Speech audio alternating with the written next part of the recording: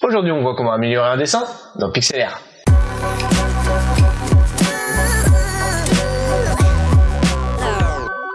Bonjour à tous, c'est Alexandre Duriès. Vous pouvez me retrouver sur le blog laretouchephoto.com. On voit ensemble comment retoucher nos photos simplement et en s'amusant. Aujourd'hui, on voit donc comment améliorer notre dessin pour le blog de Renata. On va voir ensemble s'il est possible donc de le sublimer ou du moins de l'améliorer pour avoir un meilleur résultat. On va utiliser Pixelaire. Pixelaire est un logiciel qui est gratuit et accessible en ligne, donc rien à installer. Allez, on se fait un petit crowbar et on se rend tout de suite dans Pixelaire.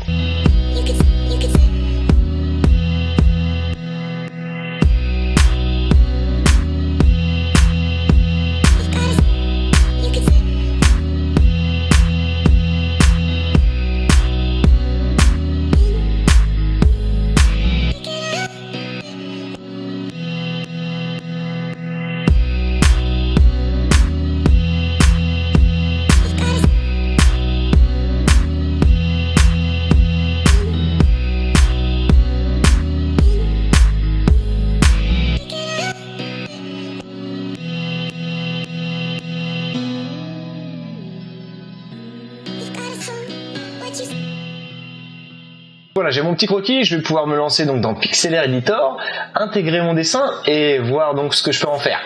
Enfin du moins on va essayer de le rendre un peu plus joli, parce qu'il y a du boulot. Donc je me rends dans mon navigateur et je commence à taper Pixelaire, comme ceci, et je vais sélectionner voilà pixelaire.com, donc l'éditeur de photos en ligne, et je vais descendre et commencer donc par cliquer sur Pixelaire Editor Launch Web App pour lancer l'application. Donc là on va tout de suite commencer donc par aller chercher son dessin.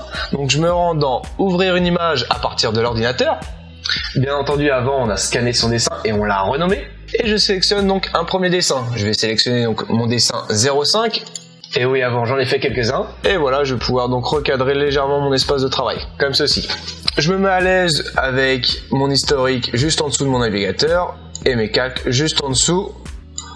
Il faut se sentir à l'aise avant de se lancer. Voilà. Je vais commencer donc par sécuriser mon travail, comme d'habitude. On duplique l'arrière-plan. Donc je me mets sur l'arrière-plan et je fais un clic droit, dupliquer le calque, que je peux renommer d'ailleurs correction. Comme ceci. Vous cliquez sur arrière-plan, donc le calque juste en dessous, pour valider. Et vous remettez donc sur correction.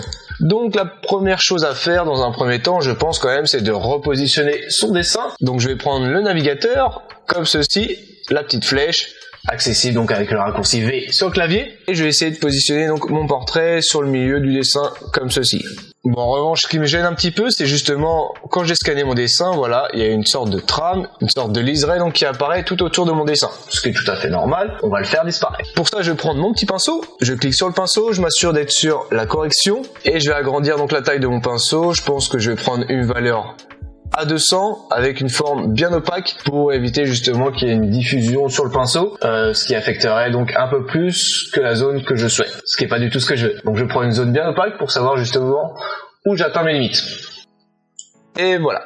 Donc là, il y a un petit problème, on a du noir, donc on fait un CTRL Z pour annuler, on clique sur le nuancier juste ici et on va aller chercher du blanc.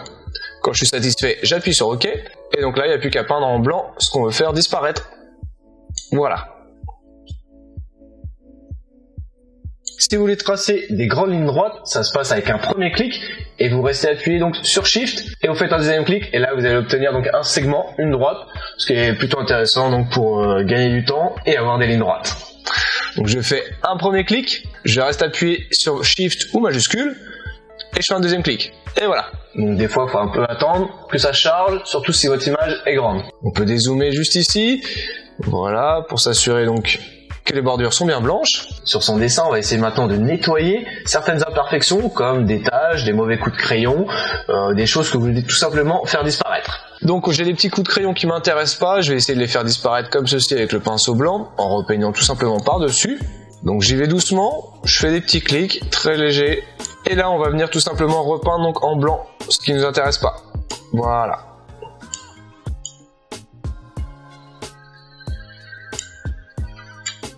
Donc faites le tour de votre dessin et regardez ce que vous pouvez garder et faire disparaître. Donc là ça va, je n'ai pas trop de tâches. Je fais le tour comme ceci. Je regarde ce qui se passe à droite, je regarde ce qui se passe à gauche. Et voilà, je pense que ça me semble plutôt correct. On va commencer donc par zoomer maintenant et regarder ce qui se passe dans le dessin. Donc je zoome avec le navigateur juste ici. Donc là j'ai un mauvais trait que je n'aime pas trop, je vais pouvoir le faire disparaître comme ceci. Je vais peut-être en revanche revoir la taille de mon pinceau pour avoir quelque chose de plus petit. Voilà, histoire qu'il s'adapte donc au dessin. Donc là je rencontre un premier problème. C'est cette petite tache qui est juste ici là, à côté du nez. Une petite tache donc qui est due à mon stylo à vie qui a bavé. Oui, ça peut arriver. Donc on va essayer d'y remédier et voir comment on peut la corriger. Donc je pense que je vais prendre le lasso comme ceci, zoomer un petit peu donc pour voir un peu plus ce qui se passe, et je vais tout simplement faire une copie donc sur une zone similaire pour justement la copier et la placer donc par dessus. Donc je vais prendre la zone qui est juste à côté comme ceci, la dessiner.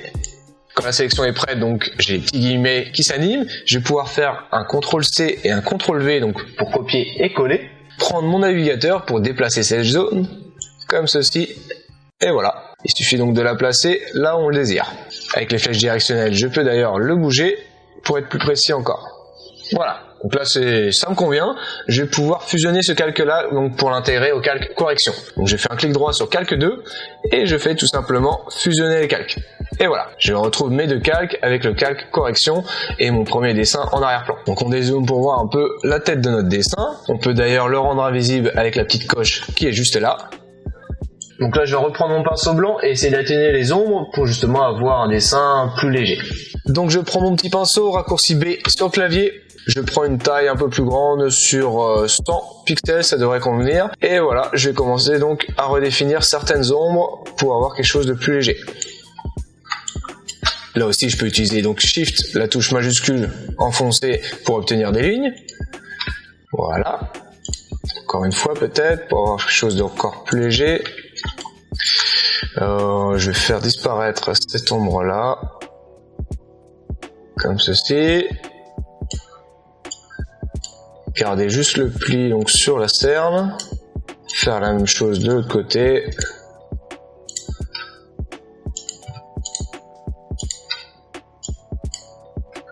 on peut faire un CTRL Z donc pour revenir en arrière, il n'y a pas de problème. Donc on fait la même chose de l'autre côté. Voilà.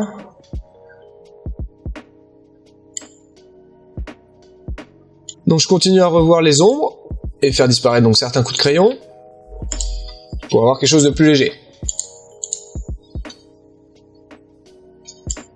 Ça commence à me convenir. On va laisser ça comme ça. Donc ce que j'aime bien faire, c'est retourner mon dessin symétriquement, donc sur un plan horizontal, pour voir justement comment celui-ci fonctionne et surtout voir les gros problèmes.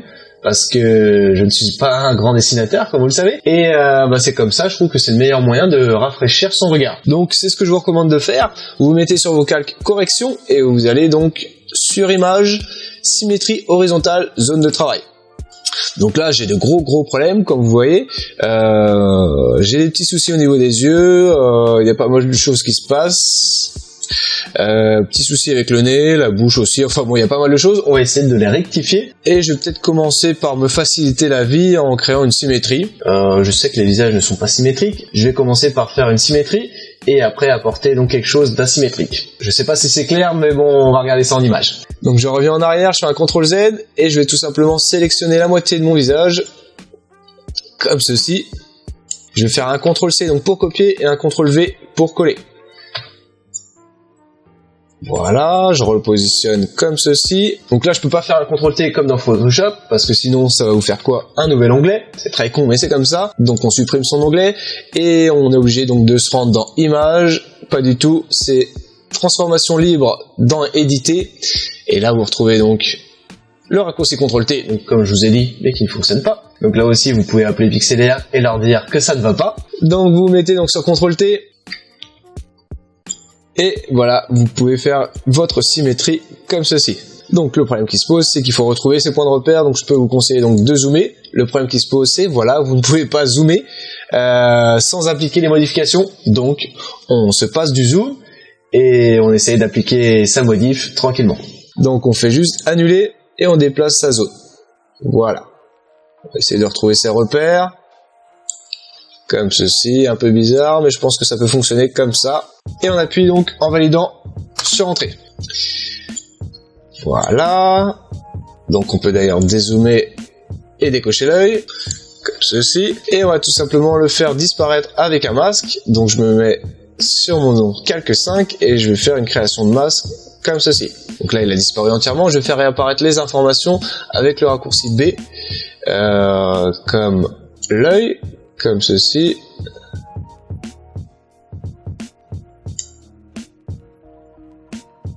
Donc là c'est déjà mieux.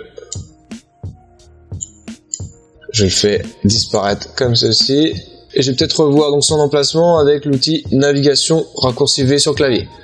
Et pour être plus précis, je me sers juste des flèches directionnelles. Donc voilà, je vais essayer de replacer l'œil un peu plus bas, histoire qu'il soit aligné avec l'autre, même si on n'a pas les yeux alignés. Mais on va essayer de trouver quelque chose de plus ou moins cohérent. Donc je pense que si Renata était là, elle m'aurait tout de suite aiguillé plus facilement. Dans le doute, je vais laisser comme ça. Et je vais peut-être fusionner mon calque et essayer donc de travailler plus simplement. Donc je fais un clic droit et je fais fusionner les calques. Et voilà, donc comme ça il m'absorbe le deuxième calque, c'est très bien. On va essayer de laisser ça comme ça et peut-être maintenant de passer au nez. Donc je vais sélectionner le nez comme ceci et l'agrandir pour justement retrouver le coin des yeux et retrouver quelque chose de plus ou moins cohérent. Donc je me mets sur éditer, transformation libre, comme ceci. J'appuie donc sur Shift pour garder l'homothétie. Et voilà. Je vais essayer donc de chercher mes repères et que ce soit légèrement aligné. Donc on agrandit, on repositionne, comme ceci. Donc voilà, encore un petit peu, ça devrait aller.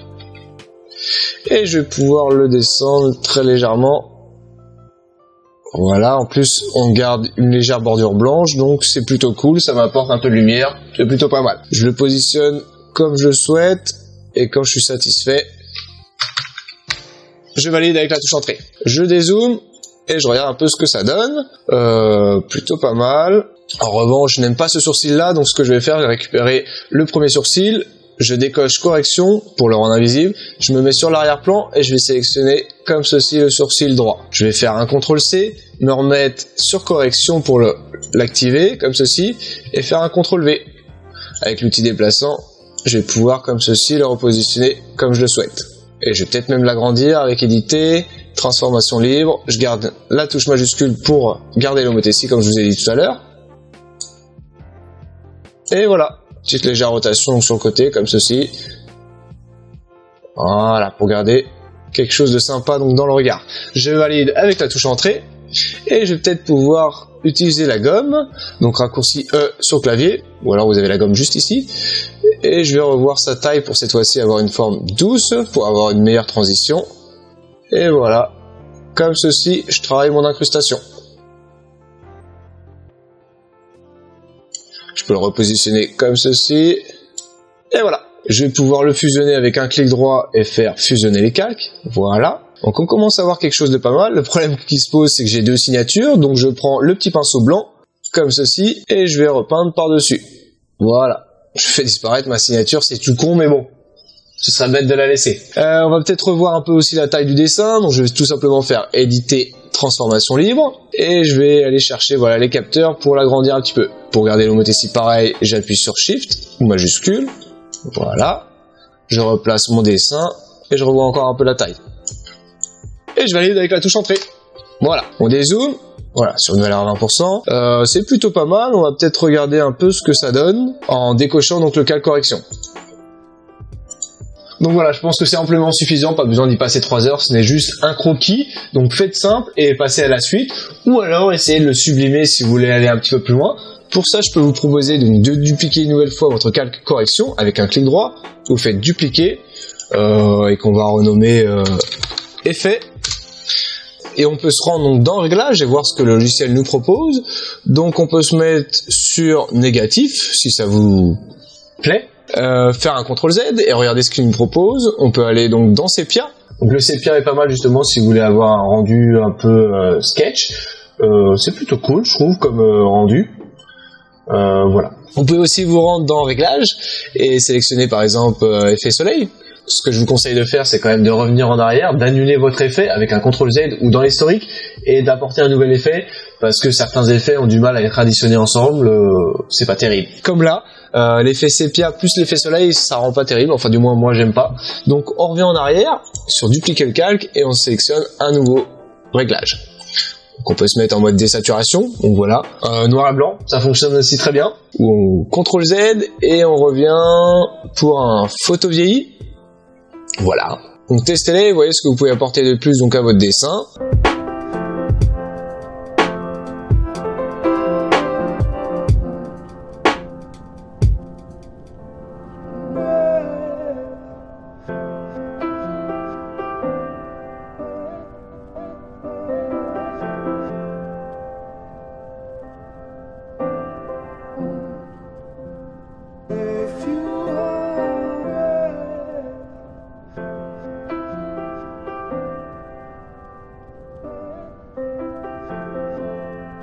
Donc voilà, dans la table de couleurs, vous avez juste à tout simplement sélectionner un petit dégradé qui va agir donc sur vos blancs et sur vos noirs. Et quand vous êtes satisfait, bah voilà, vous avez tout simplement juste à fermer. Ou alors ce que vous pouvez faire, c'est tout simplement créer vos propres couleurs. Donc vous avez juste à cliquer comme ceci dans la petite sélection couleurs. Sélectionner une première couleur comme ceci.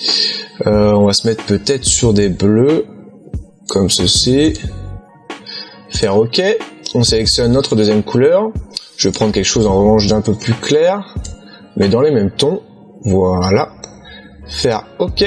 Et appuyer donc sur OK pour valider. Ce qui est plutôt pas mal là, c'est d'essayer donc avec des valeurs, des dégradés. Donc si vous avez des crayonnés, ça peut être cool pour justement avoir différentes valeurs, différents tons, qui peut donc amener une progression sur votre couleur.